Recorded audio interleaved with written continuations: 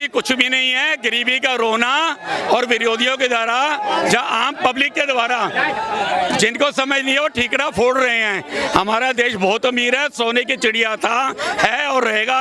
हिंदुस्तान जिंदाबाद है और रहेगा। कि वहाँ पे उन्होंने जो सारी बातें बोली, देश का अपमान करा, ऐसे व्यक्ति प्रधानमंत्री बनने के लायक क्या, क्लास के मॉनिटर के लायक भी नहीं है। ये बताइए, जैसे जिस तरीके से मोदी जी ने कार्यकाल संभाला अपना, चाइना को भी ठिकाने लगाया, पाकिस्तान को भी ठिकाने लगाया, कोई 56 इंची का सीना साबित करके दिखाया या सिर्फ हवाबाजी कर दी? नहीं, करके दिखाया जी।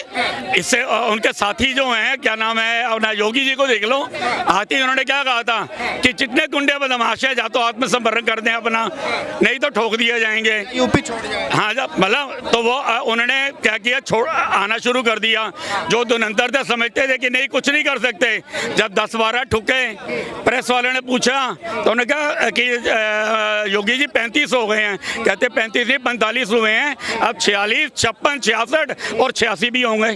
तो भाई साहब कहने का ये मतलब है कि मोदी जी ने 56 इंच का सीना जो दिखाया था ना, वो 156 इंच का करके दिखा दिया उन्होंने, साबित करके दिखा दिया उन्होंने है। और उनके अंदर दम है काम करने का, सियासत करने का, उनके अंदर काबिलियत है। पढ़ाई का मुद्दा लेके तो ऐसे ही घूम रहे हैं ये लोग, पढ़े लिखे नहीं हैं। पढ़ लिख के वो क्या कर जाते हैं, माफ़ करना, आडवाणी जी एक बहुत बड़े वरिष्ठ नेता थे, शायद बहुत ज़्यादा पढ़े लिखे भी होंगे, मेरे को 100% क्वालिफिकेशन उनकी मालूम नहीं, पर वो इस लेवल पे नहीं चला सकते थे देश को।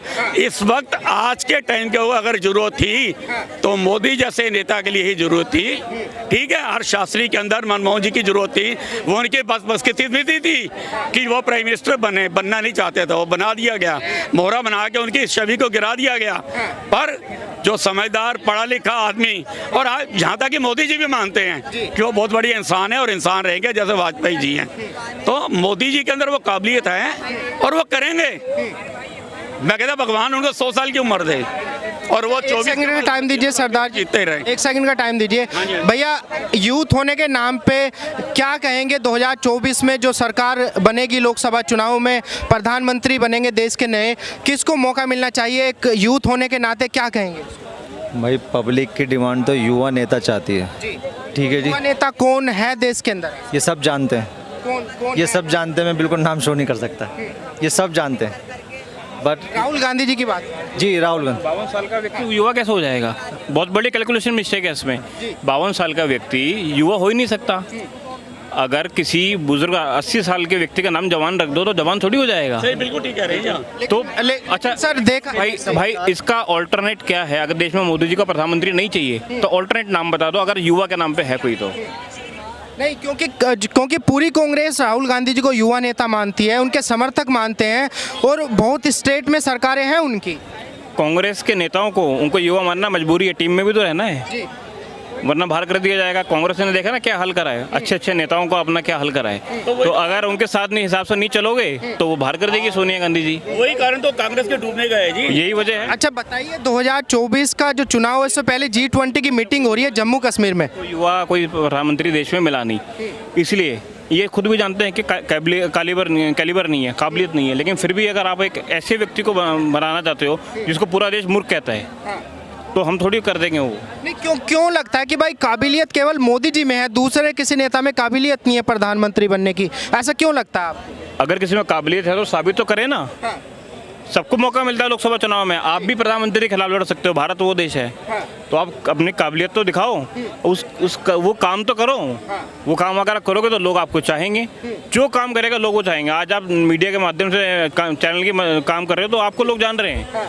अगर राहुल गांधी जी अगर से भारत घूमने में लगे हुए हैं, इंडिया टूर पे लगे हुए हैं, कभी ट्रक पे चढ़ जाते हैं, कभी भागने लगते हैं, कभी कहीं से कूद जाते हैं, तो इससे अच्छा अगर उन्हें अमेठी पे ही ध्यान दिया होता तो अमेठी हाथ से नहीं जाता।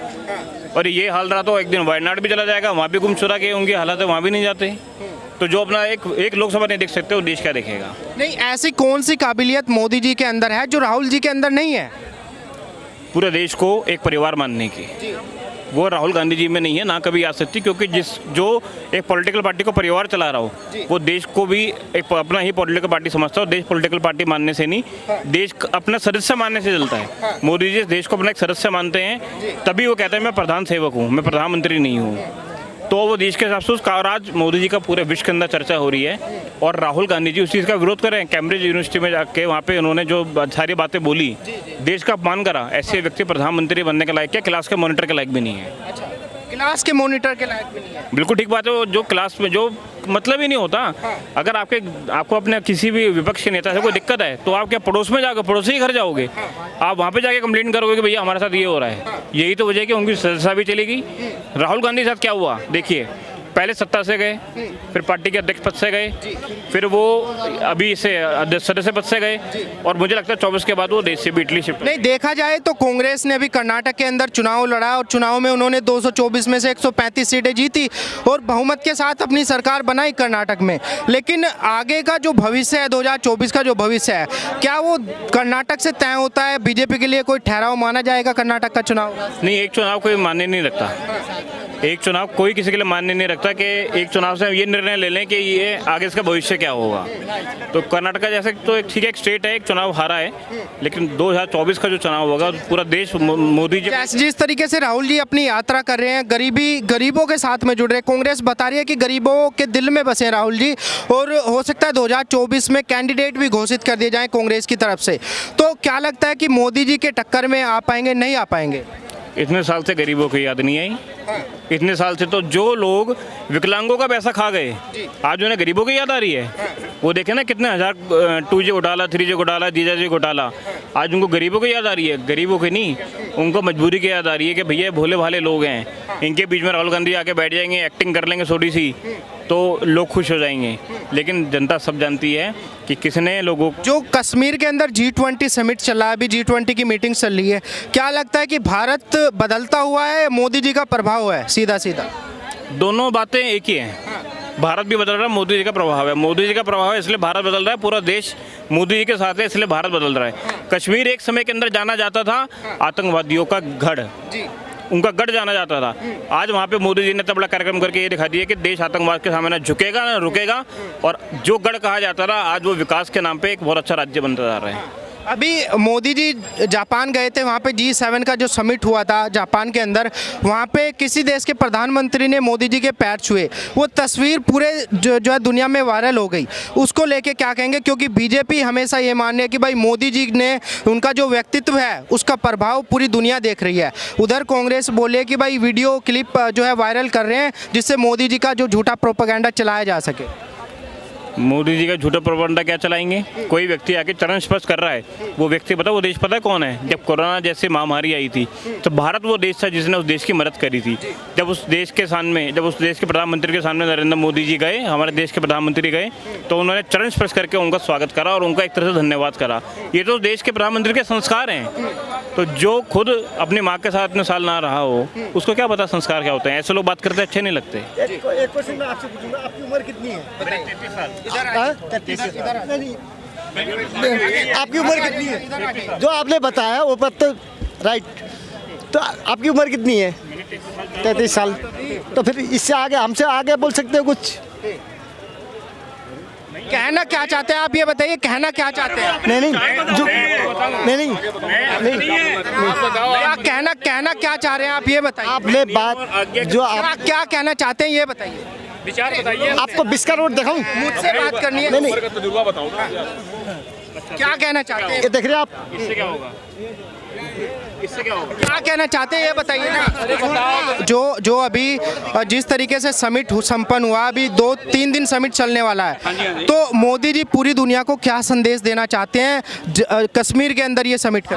देखो, मोदी जी का पूरी दुनिया को एक ही संदेश है कि जो अभी तक ये समझते आए हैं कि यहाँ भी कश्मीर जो है भारत ने ज़बरदस्ती उसके ऊपर कब्जा किया है या पाकिस्तान को डरा धमका रहा है, तो इससे ये साबित हो जाएगा पूरी दुनिया के अंदर कि वाकई ही कश्मीर जो है भारत का अभिन्न अंग है, खूबसूरत अंग है।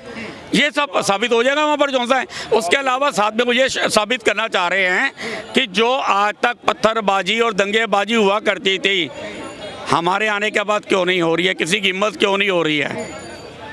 कितने जवान मारे गए, क्या हुआ। तो जब इतने देशों के राष्ट्रपति प्रधान जो भी है, मतलब ये लोग आ रहे हैं तो बिना सुरक्षा के और बिना शांति के तो ना आ रहे हैं। वो सुरक्षा देने के बावजूद भी डर हो सकता है, मगर वो निडर होकर आ रहे हैं। क्यों? उनको पता है कि इस देश के अंदर एक ऐसा दड़ेलेदार बंदा आ चुका हुआ है जिसकी आंखों की देखने के साथ में जैसे कहते हैं शेर सामने आ जाता है, वो कलेजा चीर के ले जाएगा। वो वाली ताकत है इस बंदे के अंदर, जो सी है। मोदी जी की बात। मोदी जी ने दिखाया उन्होंने, तभी तो इतने देश के लोग वहाँ पर आ रहे हैं।